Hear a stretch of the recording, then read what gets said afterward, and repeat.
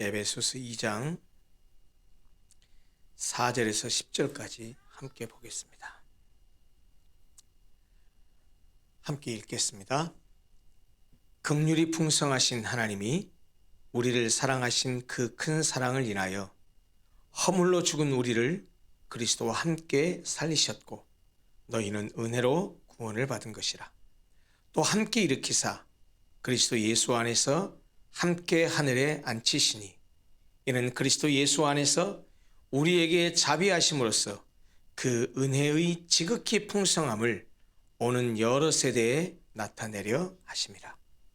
너희는 그 은혜에 의하여 믿음으로 말미암아 구원을 받았으니 이것은 너희에게서 난 것이 아니요 하나님의 선물이라.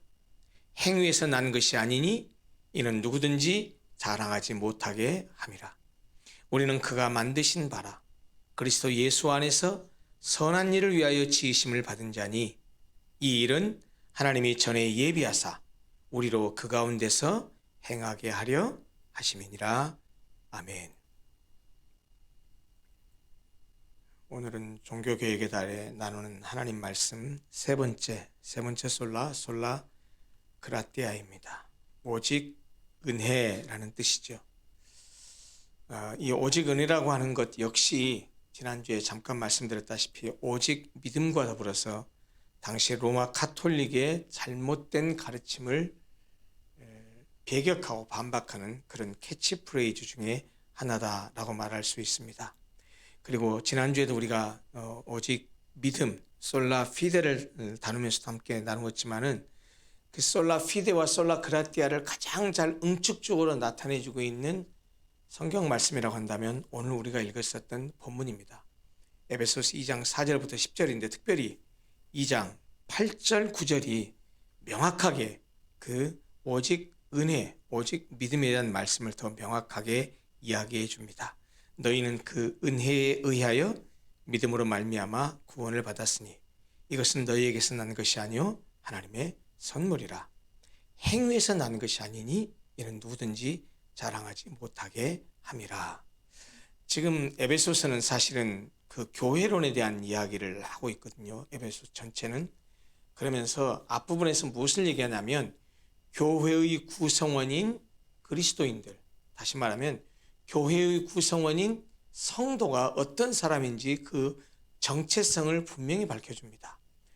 여기 본문에서 너희는 이라고 말하고 있는데 교회의 지체들을 가리키는 겁니다.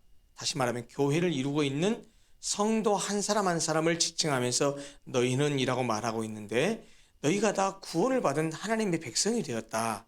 그런데 너희가 구원을 받은 하나님의 백성이 되어서 교회의 구성원이 되었는데 그 구원이라고 하는 것은 이런 것이다 라고 환기시켜주는 내용입니다. 그 은혜에 의하여 믿음으로 말미암아 구원을 받았다. 구원을 쟁취한 것도 아니고 내가 구원을 이룬 것도 아니고 구원은 그냥 주신 것을 받은 것뿐이라는 겁니다. 다시 말하면 구원은 굉장히 수동적이고 피동적이라는 뜻입니다.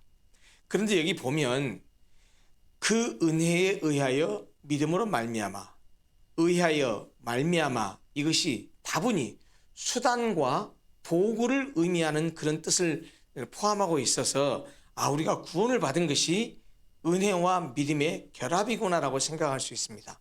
은혜는 하나님이 준 것이고 믿음은 내가 믿은 것이니까 하나님의 은혜 50, 내가 믿는 의지 50 합쳐서 100이라고 하는 구원을 이루었구나라고 오해할 수 있는데 본문을 들여다보면 사실 그런 내용은 아닙니다.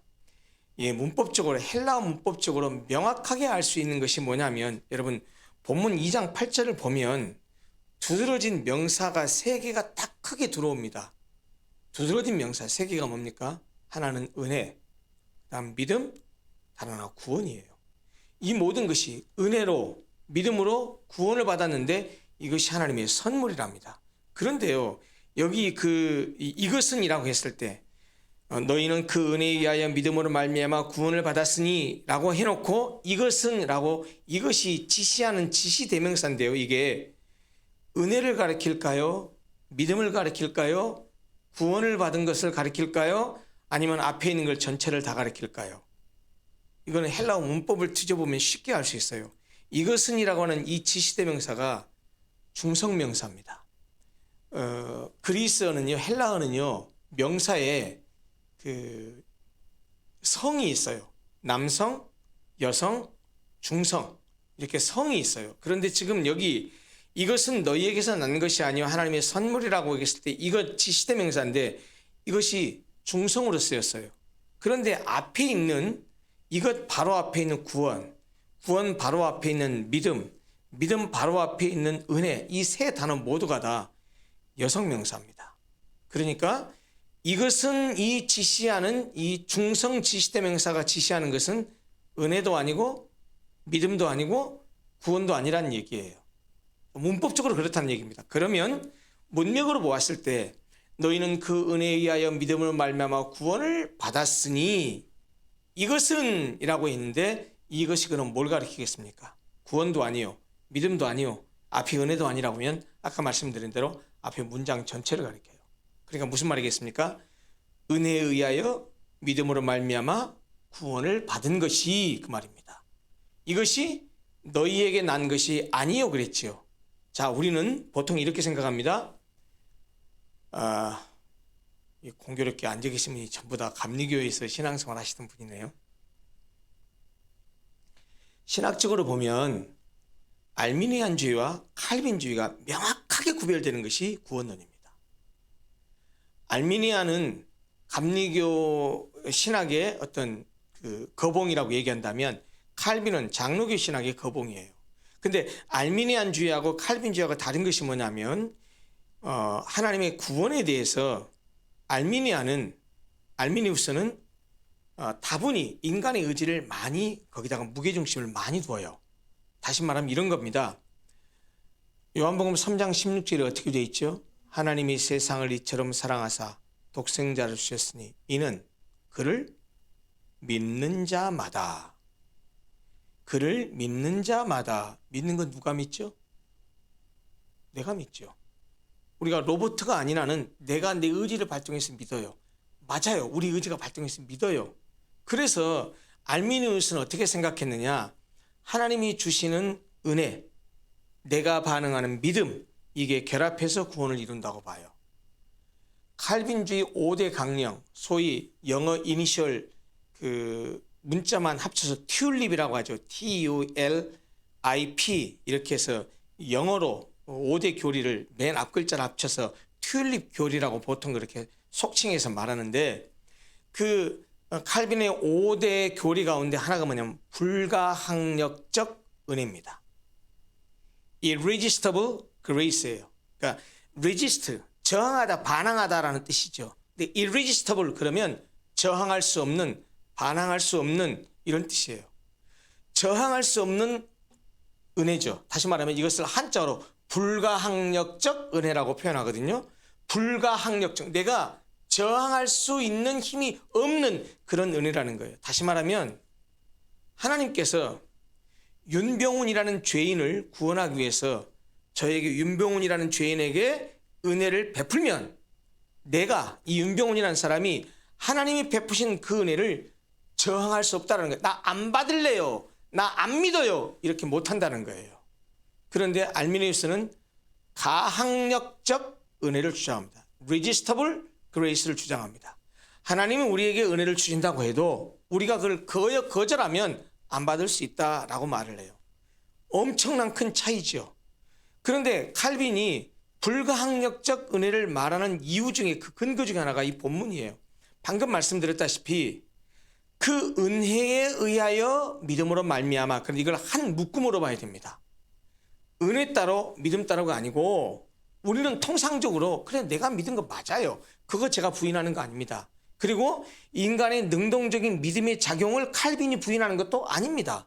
그런데 칼빈은 어떤 생각이냐면 하나님께서 은혜를 베풀면, 믿도록 은혜를 베풀면 우리가 그를 믿을 수밖에 없다는 거예요.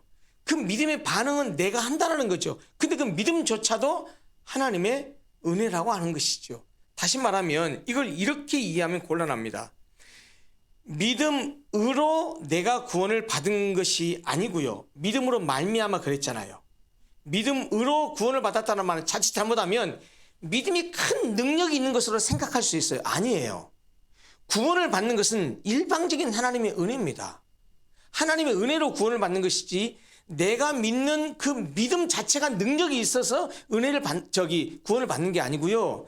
내가 믿는 그 은혜가 통로가 되어서 그 믿음이라고 하는 통로를 통해서 하나님의 은혜가 우리에게 온다라는 거예요. 그래서 믿음으로 말미암아라는 말을 한 것이죠. 다시 말하면 이거 아주 미세한 차이처럼 보이지만 굉장히 다른 의미입니다.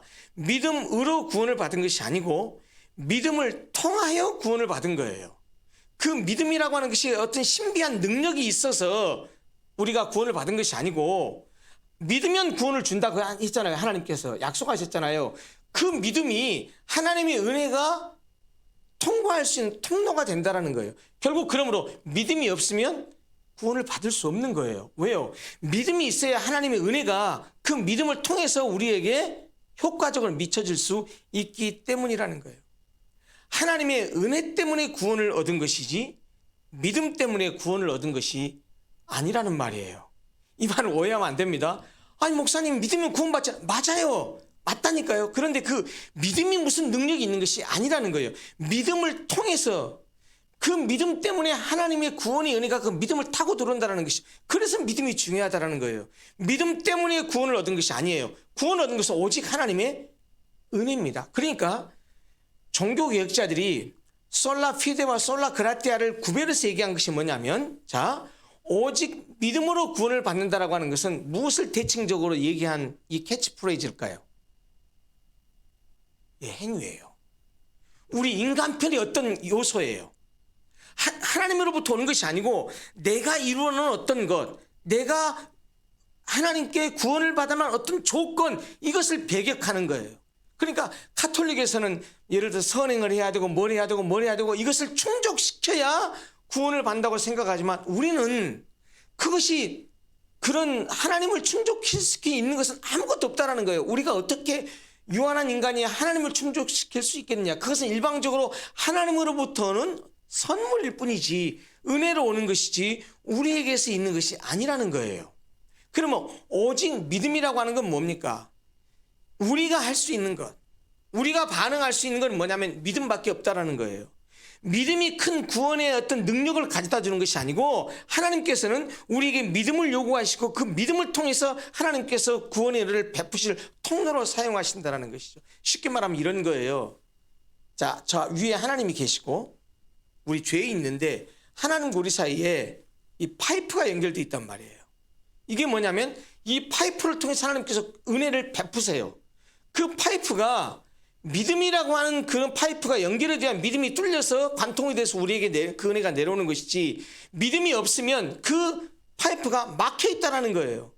다시 말하면 하나님께서 은혜를 베푸신 통로가 될 수 있게 하는 것이 우리의 믿음이라는 것인데 문제는 뭐냐? 그 믿음조차도 뭐라는 거예요?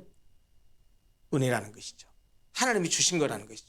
다시 말해서 하나님의 선물은 우리에게 주신 구원의 선물은 내가 무엇을 노력하고 애쓰고 막 해가지고 하는 것이 아니고 하나님께서 우리에게 은혜를 베푸셨는데 그 은혜는 구원의 은혜임과 동시에 하나님을 믿게 하는 은혜도 주셨다는 거예요. 그래서 사실 이거 가만히 보면 우리가 신앙생활 하다 보면 그런 걸 많이 느끼지만 사실 그 보이지도 않는 하나님을 믿는다라는 게 이게 정말 기적입니다.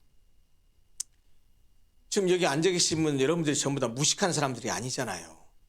얼마나 합리적인 분이고 얼마나 상식적이고 얼마나 이렇게 따지고 그리고 그것을 거쳐야 무엇을 받아들이는 그런 사람들입니까? 우리가 다 그래요. 그런데 가만히 생각해보면 우리가 본 적도 없죠. 성경이라고 하는 것이 하나님 말씀이라고 말은 하지만 우리가 그렇게 믿기는 하지만 이건 뭐 과학적으로 뭘 증명할 수 있는 방법이 없잖아요.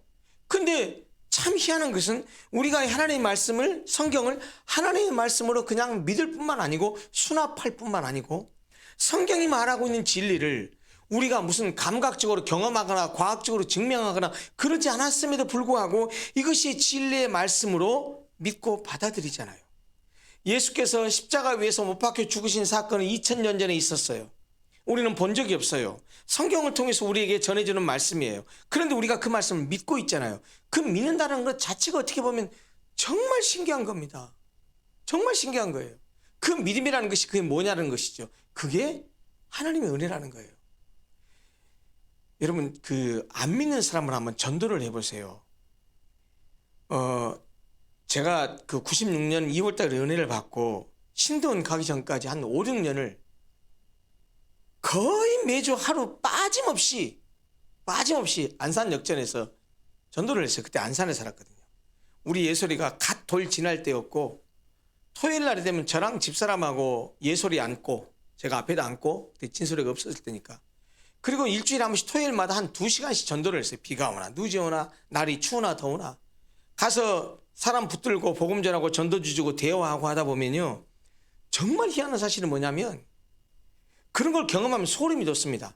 어떤 날은 찍쓸하게 욕만 먹을 때가 있어요. 핍박당하고 막 예를 들어서 사람 붙들고 전도하면 우리 작은아버지가 목사 있는데 우리 삼촌이 장로 있는데 내가 예전에 교회 다녔는데 그러면서 예수 믿는 사람들은 얼마나 욕을 하는지 몰라요. 그러면 그 사람 욕을 하면서 욕을 하려면 그 사람한테 하지 왜 나한테 욕을 하냐고요. 전도하는 나한테. 처음에는 그게 억울했었는데 가만 생각하니까 야, 이게 그래, 그 사람도 그리스도인 나도 그리스도인이라고 하는데 우리가 다 한 형제 자매이기 때문에 그 사람의 잘못한 것을 나한테 욕하는 것이 저 사람 입장에서는 그럴 수 있겠구나라고 생각하면서 제가 그런 욕을 먹을 때마다 아이고 형제님 죄송합니다, 제가 대신 사과드릴게요 하고 용서를 구했어요. 그러게 막 핍박하는 사람이 있는가 하면은요, 내가 복음 전하기를 기다리고 있는 사람도 있어요. 전하자마자 예 믿을게요 하고서 그 안산역전 앞 그 광장에서 붙들고 영접기도 하고 예수 믿겠다고 하고 그러고서 교제하고 하는 그런 사람들이요 숱해요. 제가 그 전도하러 가서 은혜를 받고 나서 다시 돌아온 다음에 신대원 관계장까지 정말 전도에 미쳐 살았는데 축구 전도를 해도 마찬가지예요. 그때는 지금은 아파트를 들어갈 수도 없잖아요. 20년 전만 해도 아파트를 자유롭게 왕래할 수 있었고 아파트 앞에 가서 문 앞에 가서 벨도 누를 수 있었어요. 그러면 어떤 때는 그 안에서 막 뭐 안 믿어요, 저리 가세요, 귀찮아요, 심지어 나와서 소금 뿌리는 사람도 있어요. 진짜로. 그런데 어떤 사람은 정말 복음 전하기를 기다렸다는 듯이 들어오세요. 그래서 복음을 듣고 순순히 거기서 예수 영접하는 사람을 경험합니다. 그런 걸 제가 전도하면서 경험하면서 더 많이 느꼈던 건 뭐냐면 믿음이라고 하는 것은 정말 하나님의 선물이구나. 구원이라고 하는 건 하나님의 선물이구나. 그냥 하나님께서 그냥 믿게 하시는구나. 지금도 제가 그 은혜 받고 전도 첫 해 96년 2월 달로 기억해요. 제가 그 당시 안산 시민교회를 출석하고 있었는데 전도 특공대가 있었어요. 은혜 받고 와서 주보를 보니까 전도 특공대가 그때가 눈에 들어옵니다. 그 글자가. 그러니까 그 전까지는 은혜 받기 전에는요, 전도 특공대가 있었다는 사실도 내 눈에 안 들어왔어요. 제가 성가대 지휘하고 있었는데 은혜 받고 오니까 전도라는 말이 그때 글자가 눈에 들어오더라니까요. 근데 그 전도 특공대는 매주 월요일 날 매주 전도했어요. 근데 관심 바뀌었다는 것이죠. 제가 영혼 구원하는 거, 영혼들 관심 바뀌었어요. 그러니까 눈에도 안 들어왔는데 은혜 받고 오니까 매주 있었던 주보에 있는 내용이 그 전도 특공대가 눈에 들어오더라니까요. 권사님 화요일마다 지금 전도하시잖아요. 교인들 그거요 관심도 없고 눈에 들어오지 않는 사람 많을 겁니다. 진짜예요. 화요일날 전도한다는 사실을 모르는 사람 대만일 거예요. 오늘 보세요. 금요 기도회가 이제 오늘 9시고 다음 주부터 8시인데 금요 기도 1시간 땡겨진다는 사실을 모르는 사람도 있을 거. 아니 관심 없어요. 금요 기도회에 있다는 사실도 모르고 수요일 바이블 카레가 있다는 사실도 모르고 그냥 주일 예배 한 번 드리는 것으로 신앙생활 다 하는 것으로 생각하는 사람이 부지기수예요. 저도 그랬었어요. 근데 그 전도 특공대라는 말이 눈에 들어와서 제가 2월 달에 이제 2월 첫 주에 은혜 받고 와서 2월 달 한 달 지나고 나면 3월 달 개학이잖아요. 그러니까 제가 전도할 수 있는 기간이 3주밖에 없더라고요. 그래서 집사람 출근하고 나면 내가 항상 예솔을 집에서 봤거든요. 방학 때는 그때는 뭐 어린이집에 보내는 것도 아니고 애 보는 집에 맡겼다가 방학 때는 제가 예솔이를 키웠어요. 그러니까 아침에 월요일 날 예솔이를 안고 여기다가 앞에다가 포대기 얹고 한쪽에는 기저귀 가방, 한쪽에는 우유 가방 들고 전도하러 갔던 기억이 나요. 근데 그때 전도했던 그 자매를 지금도 잊어버리지도 않아요. 이름도 잊질 않아요. 딸이 지혜였는데 지혜 엄마 임은정 자매였는데요. 배를 뚱딱 눌리니까 안에서 앙칼진 목소리로 누구세요? 그래요. 그래서 처음에 얘 앞에 교회에서 왔는데요. 좋은 말씀 좀 전하러 왔습니다. 라고 했어요. 멘트가 꼭 이단들이 하는 멘트 같잖아요. 요즘에 이단들이 그렇게 말하잖아요. 그래도 안쪽에서 응? 교회? 그래서 문을 철퍼덕 열어주는 거예요. 그리고 들어가서 복음을 전했는데요. 거짓말처럼 내가 복음을 전하는 동안에 앞에 앉아있던 그 아주머니가 울어요. 계속 울어요. 그래도 복음을 전하고 나중에 초청해 있더니 예수 믿겠다고 그 자리에 영접을 하고, 그러고 제가 그분을 다시 돌아와서 그날 저녁에 집사람 퇴근한 다음에 다시 신방 가고 일주일 내내 신방 가면서 계속 그분을 돌아보고 그렇게 하고 결국 그분이 교회를 오셨어요. 첫 주에 제가 지금도 그 성가대 지휘할 때 마음이 지금도 애립니다. 시화공단에 살았던 사람이에요. 그때 지금 시화공단에 막 아파트 들었었을 때 예배드리러 약속을 하고 이제 교회 차가 가면 어디에다 타서 오십시오 했는데, 그 주에 오기로 약속한 그 주에 앞에서 회중찬송 지휘를 하는데, 앞에서 회중찬송 지휘를 하는데 한 4,500명 되는 교인 가운데 제가 누구만 보겠습니까? 그 지혜 엄마만 찾는 거예요. 4,500명 그 교인 가운데 지휘하면서 아무리 찾아도 없는 거예요. 찬양할 때까지도 없어요. 그리고 마지막 설교 끝나고 마지막 찬송 회중찬송 지휘라 앞에 가서 이렇게 하는데 보니까 저 뒤쪽에 와 계시더라고요. 사연을 알아봤더니 차를 놓친 거예요.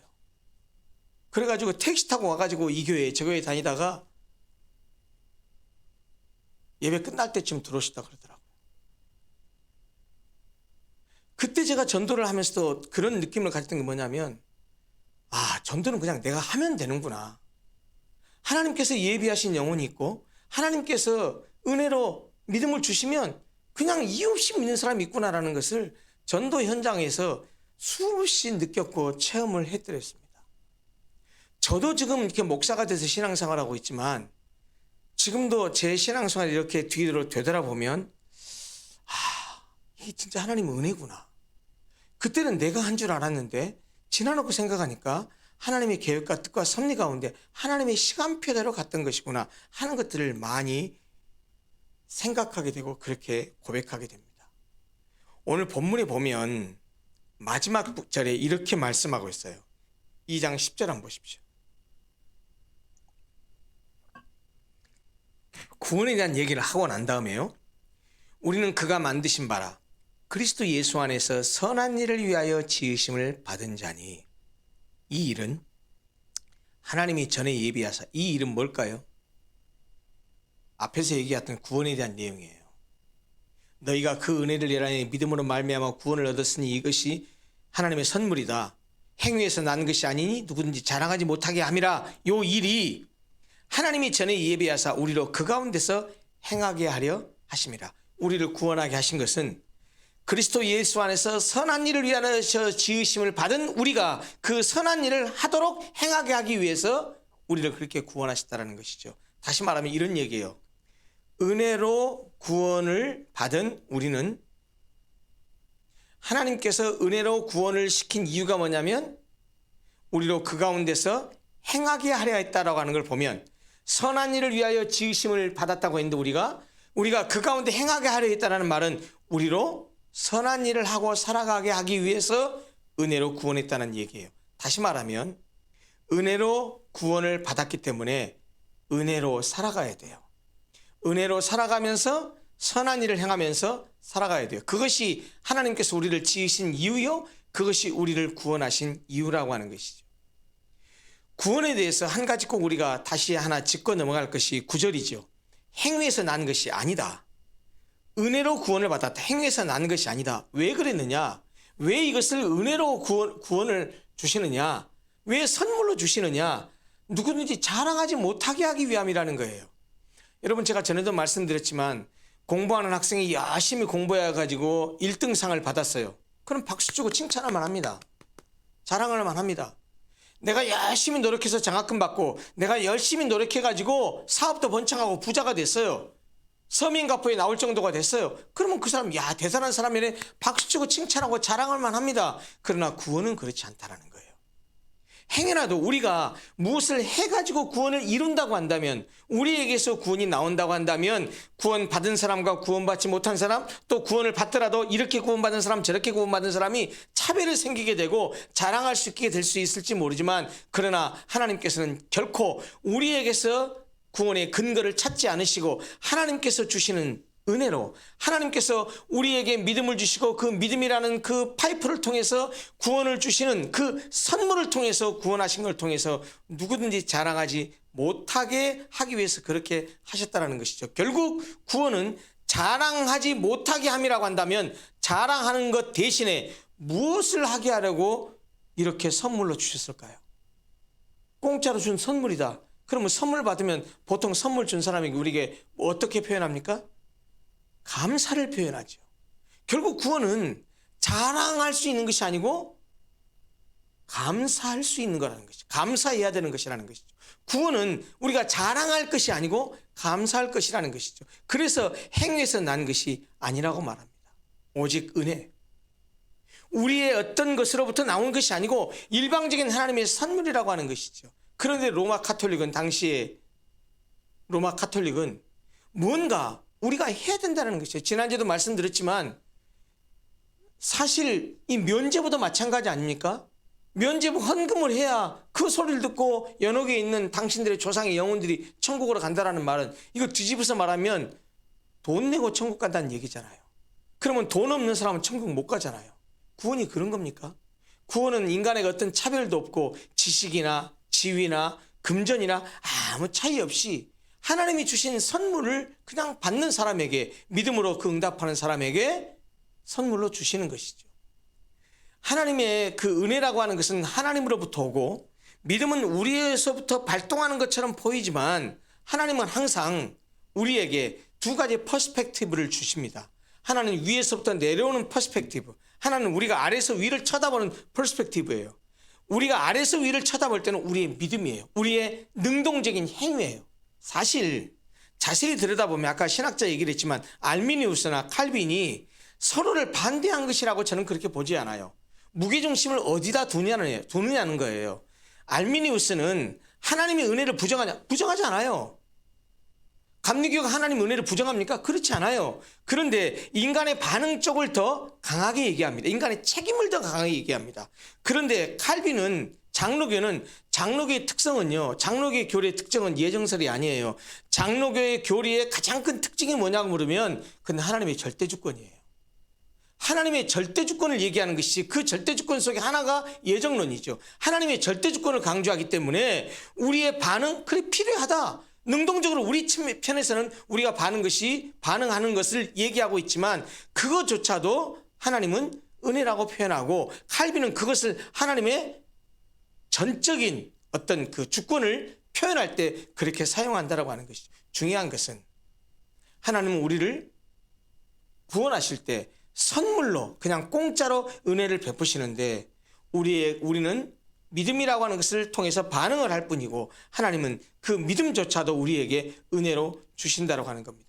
그래서 우리가 구원받은 것에 대해서 어떤 자랑도 하지 못하게 하고 감사만 있게 하기 위해서 그렇게 하셨다는 것입니다. 또 하나, 오늘 본문 에베소 2장 10절이 말하고 있는 것처럼 구원받은 사람에게서 가장 중요한 것은 뭐냐면, 은혜로 구원받은 사람은 은혜로 살아가야 한다는 거예요. 그래서 우리가 아까 부른 찬송처럼 은혜 없이는 살 수가 없네, 호흡마저도 다 주의 것이니, 그런 가스펠성이 있잖아요. 그러니까 은혜로 구원받은 사람은 은혜로 살아가야 한다는 사실입니다. 그래서 우리에게 은혜가 떨어지면, 은혜에서 멀어지면, 은혜를 망각하면, 은혜를 상실하면, 그건 예수 믿는 사람이라고 할지라도 세상 사람과 전혀 다름이 없는 사람으로 그렇게 다시 회귀하고 돌아가기 마련이죠. 그래서 우리가 날마다 은혜를 사모하고 은혜를 찾고 은혜를 달라고 하고 은혜 안에 거해야 되는 이유가 바로 거기 있습니다. 오늘 이 말씀을 기억하면서 함께 기도했으면 좋겠습니다. 모든 것이 주님의 은혜입니다 라고 그렇게 고백하며 살아갔으면 좋겠습니다. 내가 구원을 받은 것도, 우리가 아까 불렀던 찬송의 가사처럼 내가 지금 여기 서 있는 것도, 내가 구원의 은혜를 입은 것도, 내가 살아온 모든 것도 모든 것이 다 하나님의 은혜입니다. 하나님이 주신 선물입니다. 라고 고백했으면 좋겠습니다. 그리고 그 은혜에 감사하며 살아가는 우리가 됐으면 좋겠습니다. 그리고 기도하실 때 하나님 다른 거 다 잊어버리고 다른 거 다 잃어버려도 내가 하나님께 은혜로 구원받았다는 이 사실, 그 하나님의 은혜, 십자가의 은혜는 잊지 않게 해주십시오. 라고 기도하는 시간 됐으면 좋겠습니다. 말씀을 기억하면서 하나님 모든 것이 주님의 은혜입니다. 라고 고백하며 살게 해달라고, 그리고 늘 은혜에 감사하며 살게 해달라고 이 시간 말씀을 기억하면서 잠깐 같이 기도합니다.